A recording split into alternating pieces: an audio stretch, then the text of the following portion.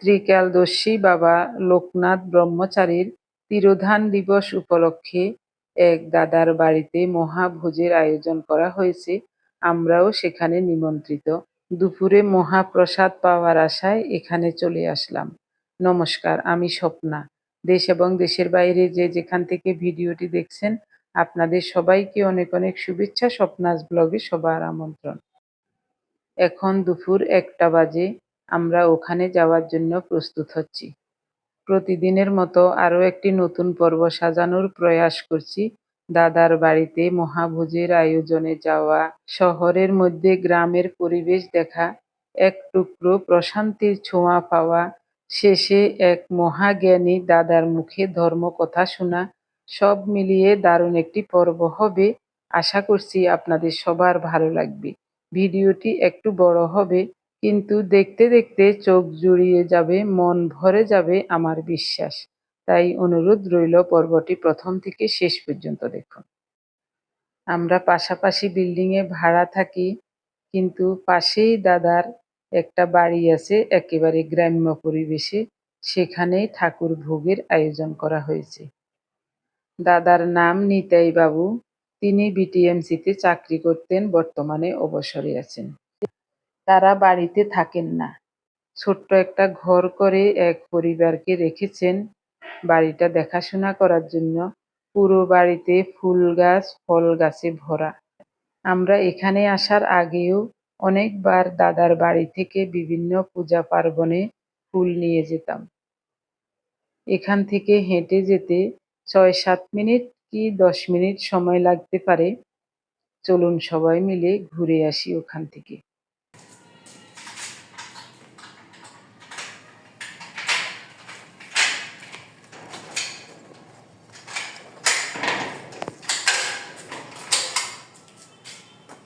তবে তালাটা মজুত লাগাইছে, যেমন গেট তেমন তালা।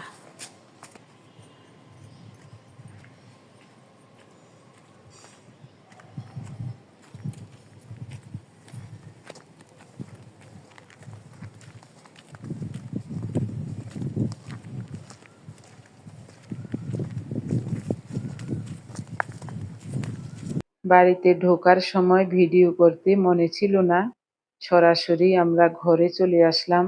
ঠাকুর ভোগের আয়োজন করা হচ্ছে, এখানেই চলে আসছি। আমরা বাড়ির গেটে আসার সাথে সাথে দাদা বলছেন, সোজা বাড়ির ভিতরে চলে যান, ঠাকুর ভোগের ওখানে চলে যান। চলে আসলাম। এখানে দিদিরা সবাই মিলে রান্না বান্না করছেন, তবে ভোগের রান্না হয়ে গেছে। ওদিকে ভোগের বাটা সাজানো হচ্ছে। হলুদ শাড়ি পরা এই দিদিকে আমি কখনো দেখি নাই। আমি ভিতরে ঢুকতেই উনি আমার মুখের দিকে তাকিয়ে হেসে বললেন, আপনার ভিডিও আমি সব সময় দেখি, আপনাকে দেখেই আমি চিনে গেছি। তার পিছনে বেগুনি শাড়ি পরা এই দিদি হলো এই বাড়ির মালিক, আর যিনি রান্না করছেন তিনি এই বাড়িটি দেখাশোনা করেন। আগে যখন আমরা মাঝে মাঝে ফুল নিতে আসতাম, ওই দিদির সাথে অনেক কথা হতো। খুব ভালো মানুষ তিনি। আমাকে দেখেই ওনারা আমাদের ভিডিও দেখা নিয়ে আলোচনা করছেন, আর বলছেন, দিদি কয়েকদিন আগে রুমা আসছিল না, আপনার মেজো মেয়ে? আমি বলছি, হ্যাঁ দিদি, আপনার নাতিদেরকে দেখেছি, কি যে ভালো লাগে দিদি আপনার ভিডিও দেখতে। তখনই আমার আনন্দে মনটা ভরে গেছে। 2 জায়গায় লোকনাথ ঠাকুরের ভোগ নিবেদন করা হয়েছে। একটা ঠাকুরের আসনের সামনে, এটা ঘরের সামনেই দেওয়া হয়েছে। এবার বাড়িটা ঘুরিয়ে দেখাই আপনাদের। বাড়িতে এখনো ঘর করেন নাই, ছোট্ট একটা টিন শেড করে একটা ফ্যামিলিকে দিয়েছেন, বাড়িটা যেন রক্ষা হয় তার জন্য। কত রকমের ফুল গাছ, ফলের গাছ দেখুন।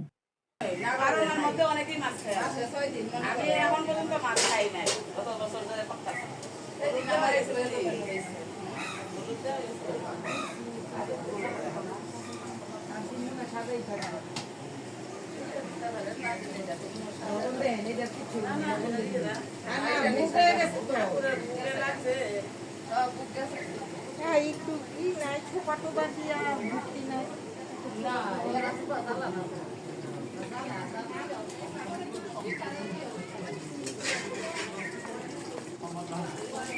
আবার তো স্নান করতে হইব, আপনার গাটা ধুইতে হইব গরমে। শরীরটা ভালো না, অসুস্থ।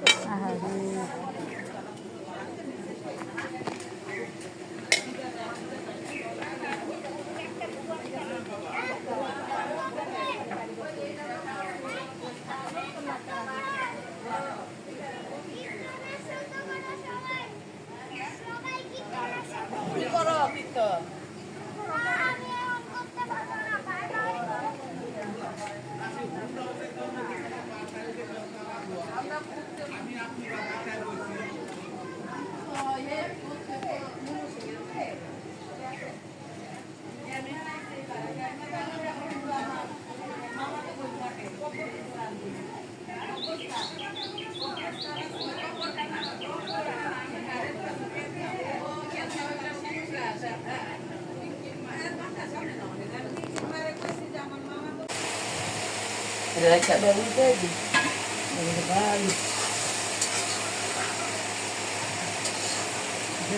দিদি চুলাটা কিন্তু খুব সুন্দর গো।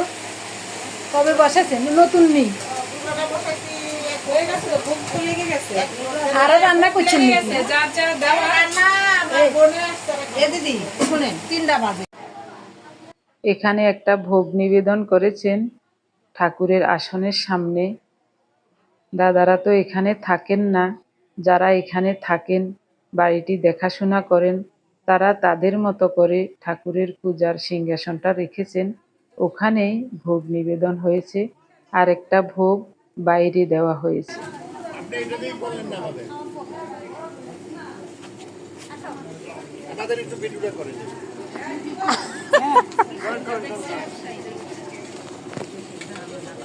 অবশ্যই। বাগানটা করবেন। এই দাদার বাড়ি, যিনি বলছেন বাগানটা ভিডিও করার জন্য।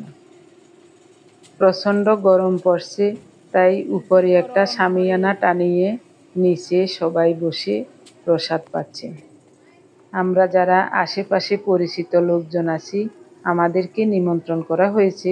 বেশি লোকের সমাগম নয়, তবে পরিবেশটা খুবই সুন্দর, খুব ভালো লাগছে এখানে এসে।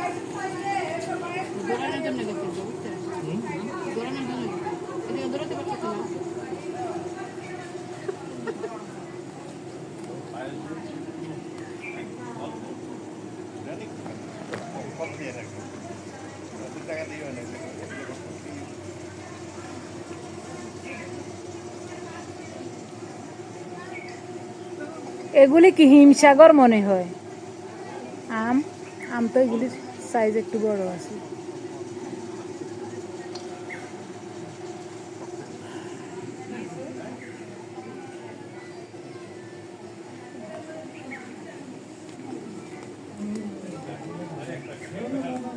ও, মাটির সাথে ধরে রয়েছে গাছের ফল, কাঁঠাল।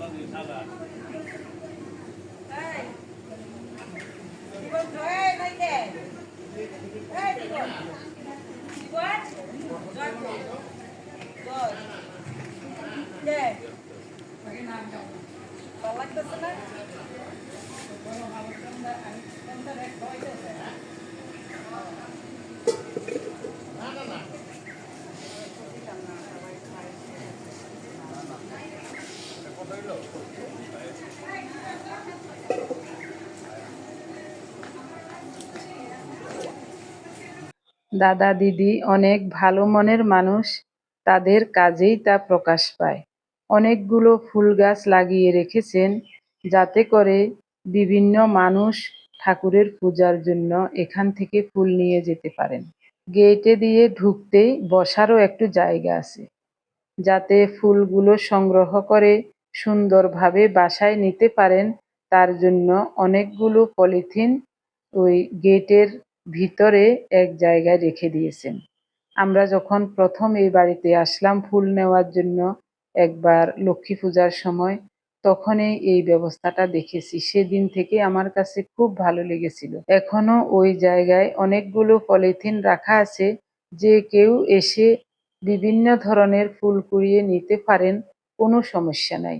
দাদা বলছেন সবাই ঠাকুরের পূজার জন্য ফুল নেবেন, এটা তো আমাদের সৌভাগ্য। দাদার একমাত্র মেয়ে, বিয়ে হয়েছে অনেক আগে। বাসায় ওনারা দুইজনে থাকেন। তো মেয়েটা এখানে পূজার আয়োজন করছে, ভোগ নিবেদন করছে। অনেকক্ষণ তাকিয়ে তাকিয়ে দেখলাম এবং দুই একটা কথাও বলেছি। অনেক ভালো লেগেছে মেয়েটার সাথে কথা বলে। আমি আর কখনো দেখি নাই ওকে, আজই প্রথম দেখলাম। বসুন বসুন, এবার বসে যাবেন। হ্যাঁ, জল দিয়ে দিতে। আচ্ছা, যে নিবে নিবে, না নিলে তার কত কিছু করলেন কেন? হ্যাঁ। কতক্ষণে আসছেন আপনি? আমি সকালে আসছি। ও, রান্নাঘরে থাকি একেবারে ঘামাই গেছে।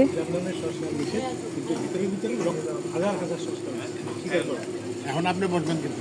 অবশ্যই অনেক বসবো, আগে আসছি।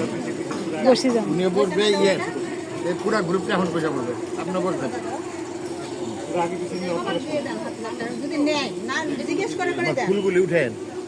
জিজ্ঞেস করে দিয়ে না। উঠেছি দাদা, আপনার এই বাড়িতে আমি কতবার আসছি। আসছেন, এগুলি খবর পাইছেন। আপনার সাথে দেখা হয় নাই শুধু, না, দাদার সাথে আমার দাদার সাথে তো দেখা হবে, আমার সাথে কোনোদিন দেখা হয় নাই আপনার।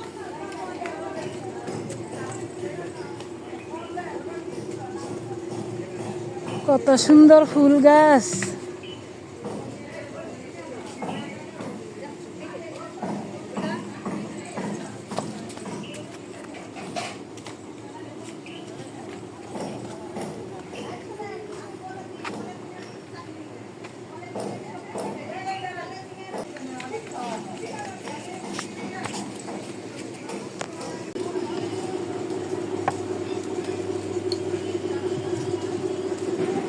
বাড়ি মাসি না, কাঁঠালের গন্ধ পাই।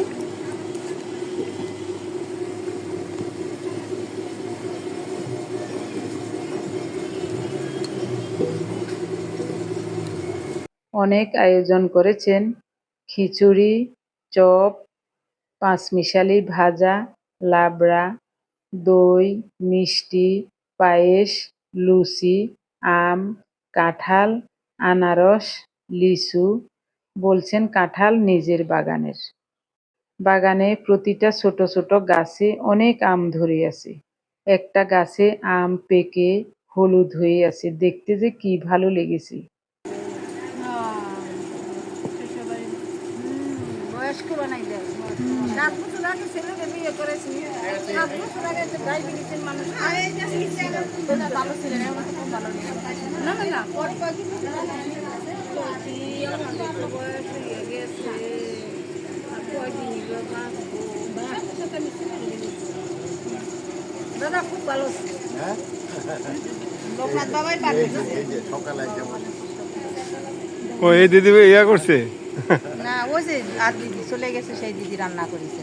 তুমি তো আসতে পারছো, তুমি তো আসলে না, তুমি এসে করতে পারছো।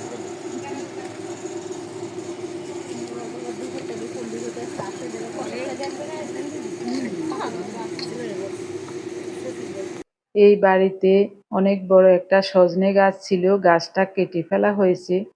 ওই গাছের পাতা অনেকবার আমি নিয়েছি এবং বেশি করে পাতা নিয়ে শুকিয়ে গুঁড়ো করে নিয়েছি। বিভিন্ন ডাক্তার এবং পুষ্টিবিদগণ বলেন সজনে পাতার গুঁড়ো হলো সুপারফুড। প্রতিদিন সকালে 1 চা চামচ পরিমাণ সজনে পাতার গুঁড়ো নরমাল 1 গ্লাস জলের সাথে মিশিয়ে খেতে পারলে 300টা রোগের উপকার করে। এই কথাটা যেই দিন শুনেছি, এরপর থেকে আমি যেখানেই সজনে পাতা বা সজনে গাছ দেখি কিছু পাতা সংগ্রহ করি। কখনো গুঁড়ো করে নেই, কখনো বা কচি পাতা দিয়ে ভর্তা বেটে খেয়ে নেই। তবে সজনে পাতার গন্ধটা অনেকের কাছে ভালো লাগে না। আমাদের কাছে কিন্তু খারাপ লাগে না, যেহেতু ঔষধি গুণসম্পন্ন একটা সুপার ফুড। এটা ভালো না লাগলেও খাওয়া যায়। আমরা মাঝে মাঝে খাই। কিছুদিন যাবৎ সজনে পাতার গুঁড়ো ঘরে নাই, তাই খাওয়া হচ্ছে না। ভাবছিলাম এখান থেকে কয়েকটা সজনে পাতা সংগ্রহ করে নিয়ে যাব। এসেই দেখি গাছটা নাই, ওটা কেটে ফেলে দেওয়া হয়েছে। অনেক বড় হয়েছে গাছ, এজন্যই মনে হয় কেটে ফেলে দিয়েছেন। বিকাল 4:30 বেজে গেছে। সবার সাথে দেখা হলো, খাওয়া হলো, কথা হলো। এখন চলে যাচ্ছি আমরা। একটু ঠান্ডা আবহাওয়ার জন্য সবাই বাইরে বসে গল্প করছি। দাদা আজকে 19 জ্যৈষ্ঠ হ্যাঁ শ্রী শ্রী লোকনাথ ব্রহ্মচারী তিরোধান দিবস, ত্রিকালদর্শী শ্রী শ্রী হ্যাঁ। লোকনাথ ব্রহ্মচারী। আমি বাড়িতে অনেক শখ করে শখ নাম দিয়েছি বাড়িটির নাম। হ্যাঁ এই বাড়িতে আমি গত 2 বছর যাবতেই লোকনাথ ব্রহ্মচারীর তিরোধান উৎসব পালন করেন। খুব ছোটোভাবে পালন করি, হ্যাঁ কিন্তু ভক্তের সমাগম বেশি হয়ে যায়। হ্যাঁ তো আমার তো সক্ষমতা কম, হ্যাঁ কিন্তু ভক্ত তো সেটা বোঝে না, ভক্ত চলে আসে। তাই ভগবান রক্ষা করবে, ভগবান সবাই পছন্দ। হ্যাঁ বাবাই কি করে, বাবা ইয়া না সুদূর মিরপুর থেকে আমার এক ছোট ভাই স্কুল শিক্ষক ছিল, হ্যাঁ শিবরঞ্জন দত্ত, শিবা ভাবে সে ফেসবুকে হ্যাঁ তার নিজস্ব কতগুলি বইও বেরিয়েছে বাংলা একাডেমি থেকে, হ্যাঁ। আমার পাশে বসা আছে, হ্যাঁ ও যদি কিছু বলতো। মই আছে আপনার কাছে এখন নেই এই আসলাম এই অনুষ্ঠানে, আমার বড় ভাইয়ের বাড়ি এটা। হ্যাঁ আজকে লোকনাথ বাবার জন্মতিথি উপলক্ষে হ্যাঁ একটা অনুষ্ঠান ছিল, সেই অনুষ্ঠানে অংশগ্রহণ করলাম। আপনাদের সাথে অংশগ্রহণ করি আমরাও তো ধন্য হইলাম। না বই কিনি আমার ফেসবুক চ্যানেলটির নাম হচ্ছে দত্ত স্যার শিবা। হ্যাঁ দত্ত স্যার শিবা গ্যাপ দিয়ে দত্ত স্যার শিবা। আচ্ছা আর ফেসবুকের নামটা হচ্ছে দত্ত স্যার একসাথে তারপর শিবা। তো আমার 2টি বই বেরিয়েছে, একটি বইয়ের নাম জীবন গড়া। ওই বইটি জাতীয় গ্রন্থাগার অধিদপ্তরে 28,655, 28,656 নম্বর হ্যাঁ। দিয়ে 2টি বই সংরক্ষণ করা। এবং নতুন এই বছর একটি বই বেরিয়েছে, গত বছর বইটি বেরিয়েছে, সেই বইটির নাম হচ্ছে ধ্যান বিজ্ঞান আধ্যাত্মিকতা। ও তো এই বইটির কপি সম্পূর্ণ বিক্রি হয়ে গেছে।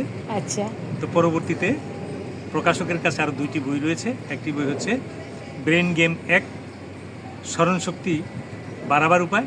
ব্রেন গেম 2, স্বল্প মেধাবীও রেখে যেতে পারে প্রতিভার স্বাক্ষর। সেটি হয়তো এই বছরের শেষেই প্রকাশিত হবে। ও আমি এই আচ্ছা বলেই আচ্ছা শেষ করছি। আচ্ছা আচ্ছা ভাই আপনি তো তাইলে কত গুণের অধিকারী গো দাদা। হ্যাঁ না, এখনো বই শেষ হয়নি, বই বেঁচে থাকলে একের পর এক বই বেরোতে থাকবে। ভগবান বাঁচায় রাখো আপনাদের মতো গুণী মানুষদের এবং আরো 2টি বইয়ের পৃথিবীতে পাণ্ডুলিপি অনেক আছে। প্রয়োজন। আরও 2টি বইয়ের পাণ্ডুলিপি আছে। একটি বইয়ের নাম হচ্ছে গীতা ও ধর্ম, শান্তি অর্জনের পথে। আচ্ছা এই বইটি লিখেছি 8 বছর আগে। আমার এক ছাত্র বউ হ্যাঁ গীতা পাঠের অনুষ্ঠান শেষে পাঠককে জিজ্ঞাসা করলো, কি করলে ধর্ম হবে ঠাকুরমশাই বলে যান। আচ্ছা। ঠাকুরমশাই যা বললো তাতে পুত্রবধূ সন্তুষ্ট হতে পারলো না। আর পুত্রবধূ মানে আমার ছাত্রের বউ। আচ্ছা সেদিন থেকে আমি 8 বছর ধরে গীতার ভাষ্য লিখছি। তবে ভাষ্যটা এভাবেই লিখছি, গীতার বিষয়বস্তু অনেক হাই ফিলোসফিক্যাল, অনেক কঠিন, সাধারণ মানুষ তা বুঝতে পারে না। সাধারণ মানুষ যাতে সহজে গীতা বুঝতে পারে হ্যাঁ। এবং জীবনে শান্তি প্রতিষ্ঠা করতে পারে, সেইভাবে এটি লেখা হয়েছে, সাধারণ জীবনযাপনের উপযোগী করে। সেটি প্রকাশিত হলে মানুষ হয়তো উপকৃত হবে, কেউ উপকৃত হলে আমি ধন্য। অবশ্যই ভগবানের কাছে একটা কিছু চাইলাম, ঈশ্বরের কাছে হ্যাঁ পেয়ে গেলাম। হ্যাঁ নিশ্চয়ই আবার বসে থাকবো না, আবার চাবো, পেয়ে গেলাম, আবার চাবো, পেয়ে গেলাম। চাইতেই থাকবো আর পাইতেই থাকবো, এর কি শেষ আছে? শেষ নেই। আচ্ছা, ভগবানের কাছে চাইতে হবে কেন? এটা আমার প্রশ্ন। কারণ হচ্ছে যে কম্পিউটারের কারশেট কোটি কোটি বার কোথায় কোথায় যায় তা ফেসবুক কর্তৃপক্ষ জানে, গুগল কর্তৃপক্ষ জানে। হ্যাঁ। তো যে ভগবান আমাকে সৃষ্টি করেছেন, যে ঈশ্বর আমাকে সৃষ্টি করেছেন, তিনি কি জানেন না আমার কি প্রয়োজন? তো আমি ধ্যান প্রশিক্ষণ নিচ্ছি 30-35 বছর ধরে, আমার দাদাও নিচ্ছে। প্রথম প্রশিক্ষণ হয় কোয়ান্টাম মেথডে, দুজনেই করি, আমার ওয়াইফও করে। তারপর রবিশঙ্করের বেসিক কোর্স, অ্যাডভান্স কোর্স সেও করে, ডিএনএস কোর্স করে, আমি অ্যাডভান্স কোর্স করি। এরপর করি উত্তরীয় বিশ্ববিদ্যালয়টা কোর্স টিকাটুলিতে 7 দিনে, সুফি মেডিটেশন করি ইত্যাদি। মেডিটেশন করার পর কলকাতায় চলে যাই কিরণ চক্রবর্তীর কাছে উচ্চতর ধ্যান প্রশিক্ষণ। তো ধ্যান প্রশিক্ষণে যখন বসলাম তখন বললাম, গুরুদেব ঈশ্বরের কাছে কি প্রার্থনা করব? তো উনি বললেন, Shivaranjan, not need to want anything, close your eyes. চোখ বন্ধ করলাম, কিছুক্ষণ পরে দেখি আমি যা চাই সব জলের মতো ভাসতেছে, ট্রান্সফার। এবং ঈশ্বর আমাকে এবং জগৎকে দেখতেছেন, আমার চাওয়া পাওয়া সব চোখের সামনে ভাসছে। তো চাওয়ার তো কোনো প্রয়োজন নেই। কিছু না চেয়ে কীভাবে ঈশ্বরকে প্রার্থনা করব, সেই প্রার্থনাটা গীতায় পড়ে দেখি আছে, কিন্তু শত শত গীতা পাঠককে জিজ্ঞাসা করে উত্তর পাইনি যে কিছু চাবো না অথচ ভগবানকে ডাকবো, সেই কৌশলটি কি? ওই ধ্যান বিজ্ঞান আধ্যাত্মিকতা বইতে তার ভিত্তি সূচিত হয়েছে যে কিছু না চেয়ে কিভাবে ডাকবো, ভগবান সব জানে, চাইতে হবে কেন, কিন্তু না চেয়ে আমি চাবো, ভগবানকে ডাকবো, কিন্তু আমি কিছু না চেয়ে, আমার চাওয়া পাওয়া তো সব তার জানা, চাইতে হবে কেন। হ্যাঁ আচ্ছা, আসলে তো তখন ঠিক। অথচ গীতার বহু জায়গায় এটি আছে, কিন্তু যেহেতু ফিলোসফিক্যাল থট হাই, বোঝা যায় না। হুম তো চেষ্টা করব সেই ফিলোসফিক্যাল থটগুলো ওই গীতা ও ধর্ম শান্তি অর্জনের পথে সেখানে কিছুটা দেবার, কেননা এই সমস্ত বই লেখে শেষ করা যায় না, যত লেখা যাবে তত বিষয়টি পরিষ্কার। হুম আপনি যেমন বললেন যে ভগবানের কাছে আমার চাইতে হবে কেন, হ্যাঁ উনি সৃষ্টিকর্তা, উনি আমার সৃষ্টি করছেন। হ্যাঁ এখন আমার প্রশ্ন হলো, আমি মায়ের পেটে মায়ের উদরে জন্মেছি, তা এইখানে আবার একটা প্রবাদ বাক্য দেই, সবাই বলে না কানলে মায়েও দুধ দেয় না। হ্যাঁ তাহলে এখন আমি ভগবানের কাছে যদি আমি নাই চাই, তাহলে আমার এ দিব কেন? জিনিসটা হলো, তাহলে এইটার সমাধানটা কি? চেষ্টা করছি উত্তর দেবে। অবুঝ শিশু আর মা, হ্যাঁ অবুঝ শিশু, মায়ের এত কাজ থাকে সংসারে, অনেক কাজ থাকে, মায়ের হয়তো কখনো কখনো কিছু সময়ের জন্য খেয়াল নাও থাকতে পারে সন্তানটার, কান্না করলেই তার খেয়ালটা যাবে। এখন আমি ভগবানের কাছে চাবো, সেটা আমার সান্ত্বনা এবং চাওয়াটা আমার তৃপ্তি, চাইলে বোধহয় দিবে, হুম চাইলেও সে পাবে, না চাইলেও পাবে, কিন্তু ঢাকার কৌশল গীতা আছে। এই কৌশলটি অত্যন্ত কঠিন, সাধারণ মানুষ বোঝে না, কিন্তু সেটি বুঝিয়ে দিলে মানুষ বুঝবে। হ্যাঁ চাওয়া নিষেধ নয়, চাবো আমি, চাওয়াটা আমার সান্ত্বনা, না চাইলে দিবে না এমন নয়, চাইলেও দিবে, না চাইলেও দিবে, না চেয়েও ডাকার কৌশল গীতার মধ্যেই আছে। এক জায়গায় নয়, বহু জায়গায় আছে, তার স্টেপ আছে, ভিন্ন ভিন্ন স্টেপ। গীতা এমন একটি গ্রন্থ, কোনো যোদ্ধা যদি পড়ে সে বলবে গীতা একটি যোদ্ধার জন্য পরামর্শ, কোনো দার্শনিক যদি পড়ে সে বলবে দার্শনিকের জন্য ভালো পথ দেওয়া আছে, কোনো শিল্পী যদি পড়ে শিল্পের জন্য পথ দেওয়া আছে। যে যে ধর্মের হোক, যে যে পেশার হোক, সব পেশার উত্তর গীতায় দেওয়া আছে, গীতায় দেওয়া আছে। জীবনের সমাধান করে দেওয়া আছে। আমরা যে অনেক বেশি চাই, খালি চাইতেই থাকি, যে গীতা এত চাওয়ার না চেয়েও যে জীবন চলে, সেই পথটিও গীতায় দেখানো আছে। গীতা এমনই একটি গ্রন্থ যেটি অক্সফোর্ড ইউনিভার্সিটি কেবলমাত্র গবেষণা করে বের করলো যে জীবনে সুখী হতে হলে সীমিত চাওয়ার মধ্যেই সুখী হতে হবে, অথচ গীতা সেটি হাজার হাজার বছর আগে বলে গেল। এখানেই আমার কাছে আশ্চর্য যে গীতায় এই কথাগুলি হাজার হাজার বছর আগে কেমন করে তারা লিখল। মানুষ এখন না এত উন্নত, এই দার্শনিক তত্ত্বগুলো তারা এত আগে কোথায় পেল, সুখী হওয়ার সেই কৌশলগুলো। যাই হোক, গীতা সাধারণ মানুষের পথও আছে, জ্ঞানী মানুষের পথও আছে, অতি কম বুদ্ধিমান মানুষের পথও আছে, সবার পথ আছে। আমি চাবো, চাওয়াটা আমার সান্ত্বনা। আমি যদি না চাই আমার ভিতরে আমার অহংকার আসবে, কাজে আমি চাবো। আর আমি যদি নাও চাই, তাও সে যে দিবে, তাতেও কোনো সন্দেহ নেই। তবে গীতা বই এটা করে সিনেমাটা করে আমাদেরকে অনেক কিছু মহাভারতটা দেখার পরে গীতাটা পড়ি আমি এখন বুঝি, আগে কিন্তু তেমন বুঝতাম না দাদা, সত্যি। মাধবেন্দ্র পুরী অযাচিত বৃত্তিপুরী উদাস ব্রত পালন করছিলেন। হ্যাঁ, এই অযাচিত বৃত্তিপুরী উদাস কথার অর্থ হচ্ছে, তুমি দাদার সাইডে দিয়ে বসো, তাইলে একটু লাগবে, ভালো লাগবে দেখতে। দাদা একটু অযাচিত বৃত্তিপুরী উদাস ব্রত পালন করছে। এই ব্রতের উদ্দেশ্য এবং ভিত্তি হচ্ছে, মূল কথা হচ্ছে, আমি কারো কাছে কিছু চাবো না, না চেয়েই উপবাস থাকবো। যদি কেউ সেধে দেয় তাহলে আমি আহার করবো, নতুবা উপবাস থাকবো। এই ব্রত নিয়ে মাধবেন্দ্রপুরী রওনা হয়েছে। তো উনি পথিমধ্যে রেমুনায় রাত্রি যাপন করছেন। রেমুনার ক্ষীর প্রসাদ খুব বিখ্যাত। ওনার মনে হলো এই ক্ষীর প্রসাদ যদি একটু চেখে দেখতে পারতাম, তাহলে তার স্বাদ আস্বাদন নিয়ে ওইরকমভাবে কোনো ঘোষ দিয়ে মিষ্টি তৈরি করে আমার প্রভুকে আমি প্রসাদ হিসাবে ভোগ নিবেদন করতে পারতাম। এই কথা মনে হওয়ার সাথে সাথে উনি জিহ্বায় কামড় দিলেন যে ঠাকুরের প্রসাদ ভোগ নিবেদন করার আগেই আমি লোভ করে বসলাম, আমার তো পাপ হলো। এরকম লোভ করা তো উচিত নয়। তো উনি চুপ করে বসে আছেন। এখন ওই ভোগ নিবেদন শেষ হয়ে গেছে, প্রসাদ সবাইকে বিতরণ করেছে। তো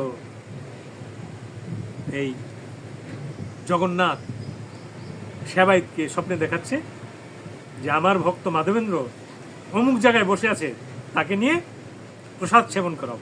হুম। তো প্রসাদ তো নেই, প্রভু প্রসাদ তো নেই, প্রসাদ আছে, তালা খোলো। আমি জানি নেই। বলল আমার আঁচলের তলায় গিয়ে দেখো। তখন থেকেই এই জগন্নাথের নাম হয়ে গেল ক্ষীর চোরা জগন্নাথ। উনি আঁচল দিয়ে ক্ষীর চুরি করে রেখেছিলেন। কার জন্য? ওই মাধবেন্দ্রপুরীর জন্য। তো সে প্রসাদ নিয়ে সেই হাটের ধারে গিয়ে পাওয়া গেল মাধবেন্দ্রপুরীকে, যে স্বয়ং জগন্নাথ তোমাকে প্রসাদ পাঠিয়ে দিয়েছে। এখন কিভাবে? উনি আমাকে স্বপ্নে দেখেছেন। উনি প্রসাদ তাড়াতাড়ি নিলেন, নিয়ে ওই স্থান সাথে সাথে ত্যাগ করলেন। কেন ত্যাগ করলেন? ভোর হলে এই কথা যখন জানাজানি হবে যে আমার কথা এই জগন্নাথ শুনতে পায় এবং জগন্নাথ সেই কথা মতো প্রসাদ ভক্তকে পাঠিয়ে দেয়, লোকে লোকারণ্য হয়ে যাবে, হইচই পড়ে যাবে এবং আমার অহংকার জাগ্রত হবে। তখন মাধবেন্দ্রপুরী প্রসাদ সেবা করেই সেই স্থান ত্যাগ করলেন। আর আমাদের মতো সাধারণ মানুষ হলে মানুষের সেবা পূজা পাওয়ার জন্য আত্মহারা হয়ে যেত। এইটাই হচ্ছে গীতার শিক্ষা, যে অহংকারী হওয়া যাবে না। এবং ওনার এই শিক্ষার মধ্যে দিয়ে আসলে কিছু চাওয়াও যাবে না। অযাচিত বৃত্তপুরী উদাস, ভগবান না চাইলেও কিছু জানে, শেষ পর্যন্ত উনি প্রসাদ খাওয়ান। চাইলেও পাবেন, না চাইলেও পাবেন। যা গীতার চতুর্থ অধ্যায়ের 11 নম্বর শ্লোকে আছে, যে যথামাং প্রপদ্যন্তে তাং তথৈব ভজম মম বর্তানুবর্তন্তে পার্থ। যে আমারে যে প্রকারে করে আরাধনা, আমি তারে সে প্রকারে পুরাই বাসনা। এটি আমার কথা নয়, ভগবানের কথা। অর্থাৎ যে শিল্পী ছবি আঁকে, যে শিল্পী গান করে, সে যেভাবে আমাকে চাচ্ছে আমি তার কাছে সেভাবে করা দিচ্ছি। যে খেলে, যে রাজনীতি করে, যে কাঠের মধ্যে শিল্পীর কাজ করে, যে যেভাবে, যে রান্নায় শিল্পীর কাজ করে, যে যেভাবে চাচ্ছে আমি তাকে সেভাবেই ধরা দিচ্ছি এবং কর্মটা তার কাছেই আমি রূপেই প্রকাশিত হচ্ছে। এবং এই যে আমার প্রকাশ, আমার তার কর্মের মধ্যে দিয়ে প্রকাশিত হবে এবং যে যেমন ভাবে চাচ্ছে আমি তার কাছে সেভাবেই প্রকাশিত হই। এবং আমি আমি আমি তো ভক্তের মনোবাঞ্ছা পূর্ণকারী। কাজেই এই গীতাকে বুঝতে হবে, বুঝে জীবনে সেটা কাজে লাগাতে হবে, তাহলেই মানুষ সুখী হবে। অসংখ্য ধন্যবাদ দাদা গো, কি মধুর বাণী শুনাইলেন। তো আমি বিভিন্ন সংগঠনে আজ থেকে 12 বছর পূর্বে ননীভূষণ অধিকারী নামে লোক, বরিশালের এক লোক আমাকে ফোন করলেন। 1 ঘন্টা বাটন ফোনে কথা বললেন। কিভাবে আমার নাম জানলো আমি জানি না। বললো যে হিন্দু ধর্মে এত মতভেদ, আপনাকে প্রধান উপদেষ্টা করে এটা কমিটি করবো। আজ থেকে 12 বছর আগে। আচ্ছা। আমি 1 ঘন্টা কথা বলে বললাম, দেখেন গৌরাঙ্গ মহাপ্রভু যদি না আসতেন হিন্দু ধর্ম ধ্বংস হয়ে যেত। তো উনি কি করলেন? উনি মতভেদটা অনেকটাই দূর করছেন, কিন্তু সম্পূর্ণ মতভেদ এখনো দূর হয়নি। এখনো আমরা যার যার শৈব মত, শাক্ত মত, নানান মতে আমরা এখনো আছি, অথচ সবই কৃষ্ণ মতে আসার কথা ছিল, আসে নাই। তো গৌরাঙ্গ মহাপ্রভুই যখন পারে নাই, আমার মতো সাধারণ শিবরঞ্জন দত্ত আমি পারবো, আমি পারলাম না, আমাকে ক্ষমা করবে। বছর 2 আগে 2024 সালের এই যে 6 আগস্টের ঘটনার আগে আবার ননীভূষণ অধিকারী আমাকে ফোন দিয়ে বললেন, স্যার আমরা সনাতনী বিশ্ববিদ্যালয় করব। ঠিক আছে, টাকা পাবে কোথায়? আমরা প্রাইমারি স্কুল করব, তারপর একটা বিশ্ববিদ্যালয় রূপান্তর করবো। ঠিক আছে, আমি আছি। তারা সনাতনী ডেভেলপমেন্ট করলেন। সনাতনী ডেভেলপমেন্ট করে জয়েন্ট স্টক কোম্পানিতে সরকারের জয়েন্ট স্টকে অ্যাপ্লিকেশন করলেন। অ্যাপ্লিকেশন করার পর ওনারা পরামর্শ দিয়ে দিলেন, আপনারা কমিটি করেন, কমিটি করে রেজুলেশন নেন, রেজুলেশন জমা দেন এবং রেজুলেশন জমা দেওয়ার সাথে সাথে আপনারা চাঁদা তুলতে পারবেন। এই রেজুলেশন ছাড়া যদি চাঁদা তোলেন আর আমাদের কাছে যদি এই রেজুলেশন কপি জমা না দিয়ে চাঁদা তোলেন, তাহলে আপনার আইনের আওতার মধ্যে পড়ে যাবেন। আপনারা দুর্নীতিগ্রস্ত হয়ে এবং রাষ্ট্রীয়ভাবে আপনারা সাজাপ্রাপ্ত হয়ে যেতে পারেন। রেজুলেশন জমা না দিলে কাজ করতে পারবেন। জমা দিলাম, আমরা কাজ শুরু করলাম, কিন্তু 6 আগস্টে আমাদের তছনছ হয়ে গেল। আমাদের সারা বাংলাদেশে 3000 মেম্বার হলো যে আমরা বিশ্ববিদ্যালয় করব। কেননা ধর্মান্তরিত হচ্ছে হিন্দু মেয়েরা বেশি, ছেলেরা কম হচ্ছে। এই কারণে যে ধর্মটা তারা জানে না, বুঝে না, এবং তাদেরকে ধর্ম বুঝলেই একমাত্র ধর্মান্তর রোধ হবে। আমাদের এই সংগঠন সনাতনী ডেভেলপমেন্ট ফাউন্ডেশন এটা মনে করে যে ছোটোবেলা থেকেই ধর্ম জ্ঞান শেখাতে হবে। তবে আমাদের যে স্কুলগুলি, এই স্কুলগুলি সারাদিন ভরে ধর্মের ক্লাস নেবে না, দিনে একটা মাত্র ক্লাস হবে অথবা একদিন পরে একদিন ক্লাস হবে। এবং এই এই স্কুলের উদ্দেশ্য হচ্ছে দিনে একটি ক্লাস হওয়া, পরিবেশটি হবে সনাতনী, কিন্তু কিন্তু এর লেখাপড়ার ধরন হবে প্র্যাকটিক্যাল। কী করলে বর্তমানে সমাজের যুগোপযোগীভাবে সে টিকে থাকতে পারে, আর্থিকভাবে টিকে থাকতে পারে, হোক সেটা রান্নাবান্না, হোক সেটা হাতের কোনো কাজ, হোক সেটা ইলেকট্রিক কোনো কাজ, যে কাজ করে সে হাতে কলমে কিছু রোজগার করে টিকে থাকবে, সে শিক্ষাও তাকে দেবে এবং যুগোপযোগী শিক্ষা তাকে দেওয়া হবে। পাশাপাশি ধর্মীয় পরিবেশে ধর্ম কি সেটি তাকে সুন্দর করে বুঝিয়ে দেওয়া হবে। সে সৎ পথে সুখের জীবনযাপন করবে, সেই শিক্ষাটাই তাকে সেখানে দেওয়া হবে। এবং পিতামাতার প্রতি শ্রদ্ধা তাকে শেখানো হবে, যাতে বৃদ্ধ বয়সে পিতামাতাকে কানতে না হয়, সেই শিক্ষাটাও তাকে সেখানে ব্যুৎপত্তিগতভাবে ছোটবেলা থেকেই সেটাকে প্রদান করা হবে। দারুণ চলছে। উদ্যোগ। হ্যাঁ, এবং আমরা 3টি জায়গা পেয়েছি। 3টি জায়গার মধ্যে তারাকান্দায় তালদিঘিতে আমরা 35% জায়গা 25 লক্ষ টাকা দিয়ে কেনার বায়না হয়ে গেছে, তবে জমি হস্তান্তর এখনো হয়নি। তবে রংপুর মিঠিপুকুর মাইনে 5% জায়গা পেয়েছি। আমাদের কার্যক্রম দেখে ওই দাতা আরও 10% জায়গা কিনে দিবে। মাঠ আছে একটা বিশাল, মাঠটি ব্যবহার করতে পারবো। বাগেরহাটে 110% জায়গা পেয়েছি এবং এই 2 জায়গায় স্কুল শুরু হয়ে যাচ্ছে। আর তারাকান্দার বায়না হয়েছে এবং জমির চুক্তিপত্র যেদিন হয়ে যাবে সেদিন সেখানে স্কুল প্রতিষ্ঠিত হবে। স্কুল অলরেডি চলছে, তবে স্কুলটা ভাড়া জায়গার মধ্যে চলছে। ও আচ্ছা, সনাতনী ডেভেলপমেন্ট ফাউন্ডেশন। খুব সুন্দর উদ্যোগ দাদা। না, ওই গীতা যদি আপনারা শুনতে চান ডাকবেন, দেখবেন যে এই গীতা হয় কি, গীতা অনেক কঠিন এবং হাজার হাজার বছর ধরে গীতা পাঠ করছে, ধর্মান্তর রোধ করতে পারছে না, কারণ সেই গীতা জটিলতা থেকে উত্তরণ ঘটাতে পারে না, জটিলতা থেকে মুক্ত হতে পারে না। কিছু কিছু লোকে আবার গীতাটারে পড়ি অন্যভাবে ব্যাখ্যা দে, মানে ওইটা অন্য ধরনের ব্যাখ্যা, বুঝছেন না? আমি শুনছি এটা। গীতা হয়েছে কি বুঝে না তো, না বুঝি উল্টা পাল্টা কথা বলে। এখন হয়েছে কি, ওই জন্য এটাকে সহজ করছে। তবে এর মধ্যে অর্ধেকটা গীতার কথা আছে, আর কিছুটা ধর্ম বলতে কি বোঝায়, ধর্মটা তুলে ধরা হয়েছে। এরকম যেমন ধরেন, আমি একটা ধর্মের কথা বলি আপনাকে। স্বর্ণ কি? স্বর্ণের একটি প্রধান গুণ হচ্ছে উজ্জ্বল হলুদ। গুড, ভালো কথা। স্বর্ণ উজ্জ্বল হলুদ, এটা একটা স্বর্ণের প্রপার্টি, এটা একটা physical property, chemical property, physical property. বেশ ভালো কথা। স্বর্ণের ভিতরে কি একটা কর্মকাণ্ড হচ্ছে যে সবসময় উজ্জ্বলতা ছড়াচ্ছে? ওর ভিতরে একটা ক্রিয়া চলছে, ওর ভিতরে একটা কর্ম চলছে। জগতে কর্ম ছাড়া কিছু, সব কর্ম যা কিছু দেখি, এই যে সবুজ পাতা, এই যে আমার চেহারা, সব কিছু গুণ রূপে দেখতে পাচ্ছি। গুণ না, ওর ভিতরে কোনো একটা কর্ম চলে। কর্মের জন্য গাছের পাতা সবুজ দেখায়, স্বর্ণকে উজ্জ্বল দেখায়। ও কর্ম হচ্ছে আসল কথা। বিশ্ব ব্রহ্মাণ্ডে কর্ম ছাড়া কিছু নেই। সকল কিছুর ভিতরে মূলে রয়েছে কর্ম। ঈশ্বর নিজেও কর্ম করেন। যদি কর্ম না করতেন তাহলে বিশ্ব সৃষ্টি করতেন না। ঈশ্বর নিজেও কর্ম করেন, উনি বসে থাকেন না। কর্মটাই মূল কথা। কর্মের মধ্যেই গুণ প্রকাশিত হয়।